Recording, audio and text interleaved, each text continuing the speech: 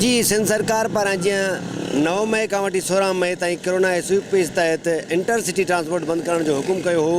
हिकु हफ़्तो मुकमल जैकाबाद शहर जे अंदरि ट्रांसपोर्ट बंदि हुई। अॼु जीअं 16 मई आहे, ट्रांसपोर्ट खुली वई आहे। जैकाबाद शहर जे मां जेको आहे गाॾियूं मुसाफ़िर वेनूं हुजनि या बसूं हुजनि, मुसाफ़िर कोच हुजनि, उन्हनि जो हलण वारो सिलसिलो शुरू थी वियो आहे। जैकाबाद खां कंदकोट, कशमोर, सखर, लाड़काणा, गढ़ी खैरो, बलूचिस्तान जा सिबी, कोटा ऐं कराची, हैदराबाद जी जेकी मुसाफ़िर ट्रांसपोर्ट आहे उहा बिल्कुलु शुरू थी वई आहे। हितां गाॾियुनि जी आमद जो सिलसिलो शुरू आहे, गाॾियुनि जी अच वञ वारो सिलसिलो शुरू आहे। जॾहिं त ॻाल्हि कंदासीं SOPs जी, त मुसाफ़िरनि जेको पंहिंजो वेनूं आहिनि या जेको मुसाफ़िर ट्रांसपोर्ट आहे उनजे अंदरि SOPs ते कंहिं बि क़िस्म जो अमल नथो कयो वञे। ना ई जेको आहे ड्राइवर हज़रात सां अमल करनि था, ना ई तो जेका मुसाफ़िर आहिनि जेका उहा अमल करे थी। जॾहिं त उनजे करे हीउ मर्ज़ फैलिजी सघे थो। ॿिए पासे जॾहिं असीं मुसाफ़िर खां पुछा कयासीं त तव्हां SOPs ते अमल छो नथा कयो, त हुननि चयो असांखे ॼाण त बिल्कुलु आहे, पर हुननि को बि अहिड़ो ख़ातिर ख़्वाह जवाबु ॾिनो जंहिंसां तसली थी सघे। जॾहिं हुन खां पुछा कयो त ट्रांसपोर्ट हीउ मुसाफ़िर ट्रांसपोर्ट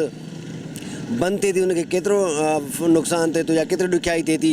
उन में ड्राइवर हज़रात चयो त असांखे काफ़ी नुक़सानु थिए थो, मालिकनि खे नुक़सानु थिए। जेके मुसाफ़िर आहे उन्हनि चयो त असांखे ॾाढी ॾुखियाई थिए, छो त असां पंहिंजी जेकी गाॾी किराए जी नथा करे सघूं। असां ग़रीब आहियूं, मुख़्तलिफ़ कमनि कारण लाइ वञूं था, उनजे करे ही मुसाफ़िर वैन जो इस्तेमालु कयूं था, मुसाफ़िर ट्रांसपोर्ट जो इस्तेमालु कयूं था, उनजे करे ॾुखियाई थियनि थियूं।